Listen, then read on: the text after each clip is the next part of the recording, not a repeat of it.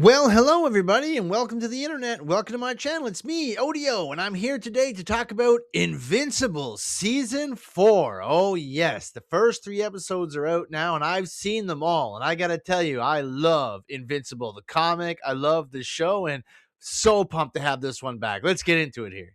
I'm honestly just so glad that Invincible Season 4 is here. It's filled with action, adventure, space battles, mystery, heartfelt moments, and some of the coolest animation going. It is just amazing.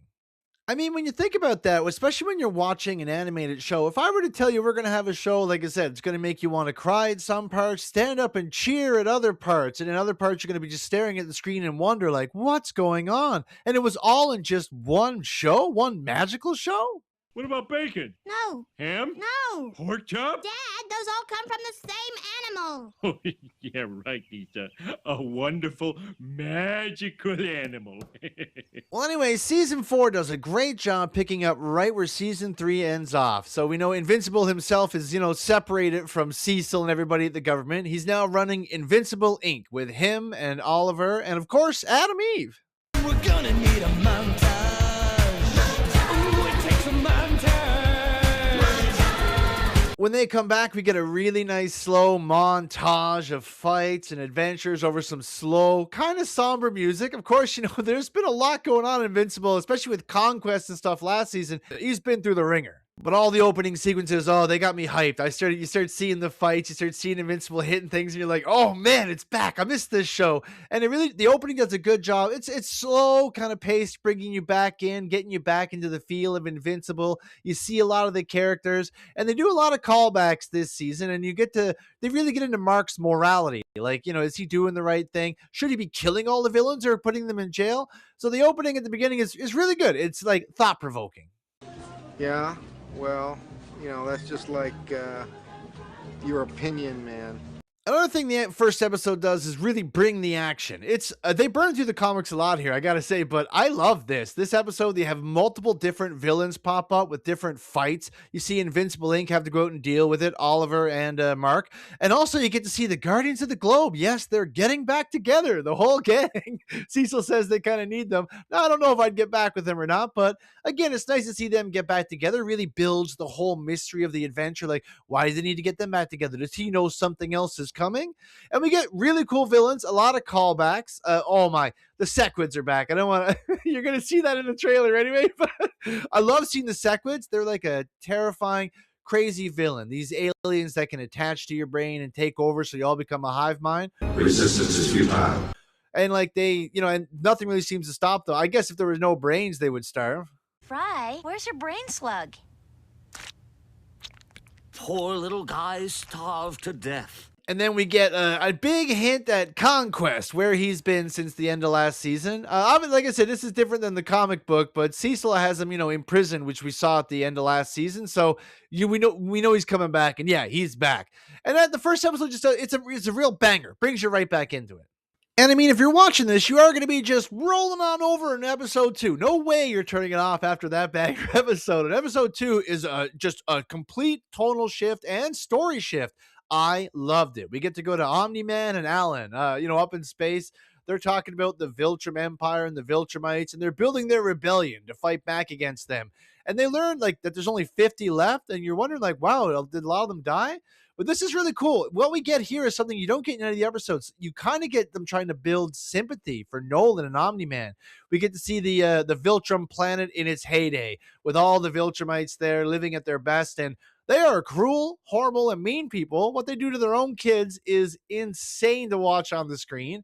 And if you want to know why there's only 50 of them, we're going to get the answer. I don't want to spoiler it here because you really should watch it, but we get there's a big event that takes place that explains why that happens and how it happened. But we also learn that, why they're so militaristic and everything? Well, it's all because of one guy, their almighty leader. His name was Emperor Argal, and he was the one who taught them to be strong. Zoltan! Zoltan! Zoltan!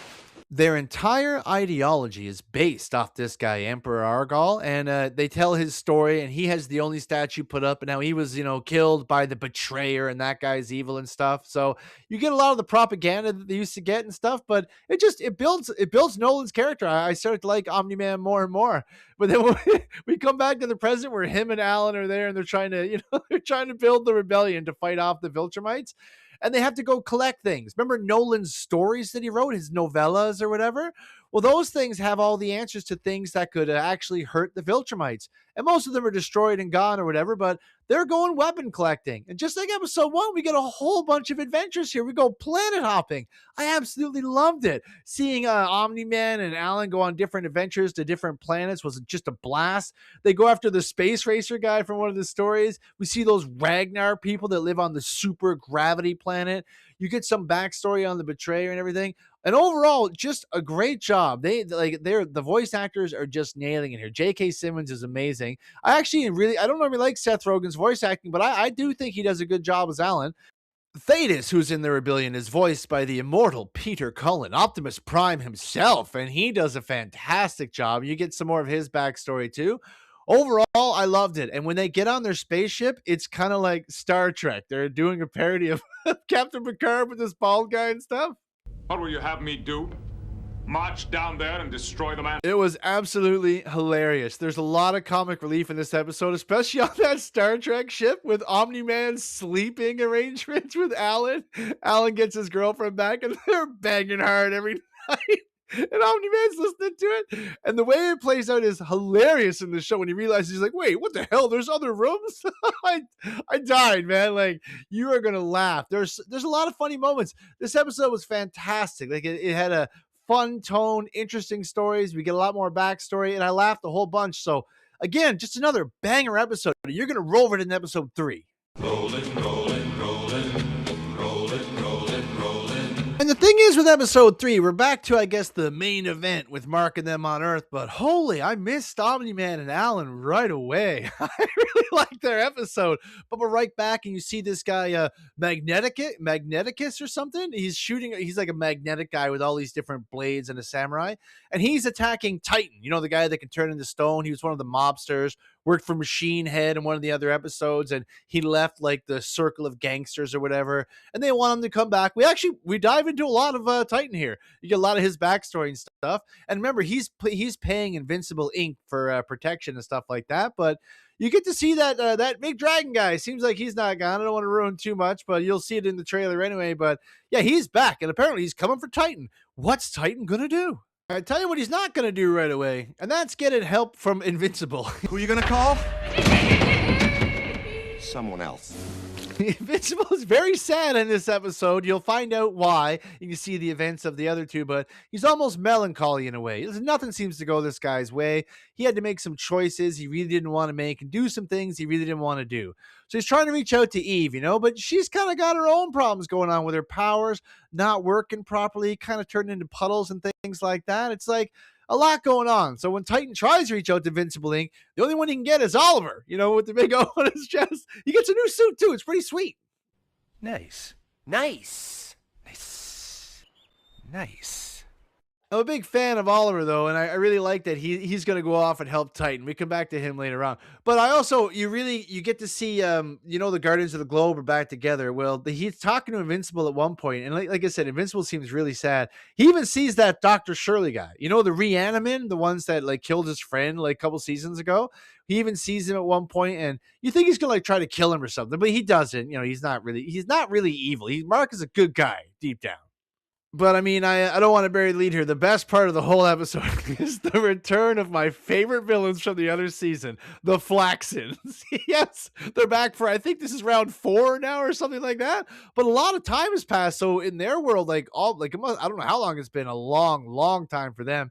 But remember, they kept coming through the portal, and they would get old and die the first time when they tried to make these devices to avoid it another time. And they kept coming back till finally Omni-Man went through there, and we thought we saw the end of them. Nope, they're back again. I love seeing these guys coming through the portal. The little alarm thing went off, and I was like, oh my God, I know what that is. I recognize that. It was great seeing them. I don't want to spoil it, but you get a big, crazy fight with them. There have been so many callbacks to former villains and characters in this season. It is just fantastic. These writers are nailing it. I'm enjoying the heck out of the season. Some of the like a lot of it is different than the comic book. Like, there's a couple things that people are acting different or certain things play out different ways, but the overall heart and the tone, it's here. You got heart, kid. I even loved it. Like once Oliver gets into the fight with the big old dragon guy, he has you get because that guy almost killed Invincible last season. You get a big epic fight. This show does a really good job of ending with bangers at the end of episodes that you just can't wait for. And then they follow it up with some more from Titan. You get some more of his story with his family and everything, and some decisions he has to make. And then they pretty much wrap it up. And I wish it was more episodes. I would have binged this whole show if it was. I would have sat down till 4 a.m. watching them all. But overall, it was a lot of fun. And we also do find out, of course, why E's powers are going Ari. You'll see when you're checking it in the episode. But overall, what I would have to say is Invincible is back, baby. Season 4 comes in with a bang, and it hits you hard. I loved every episode and every minute on the screen. I can't wait for the next episodes.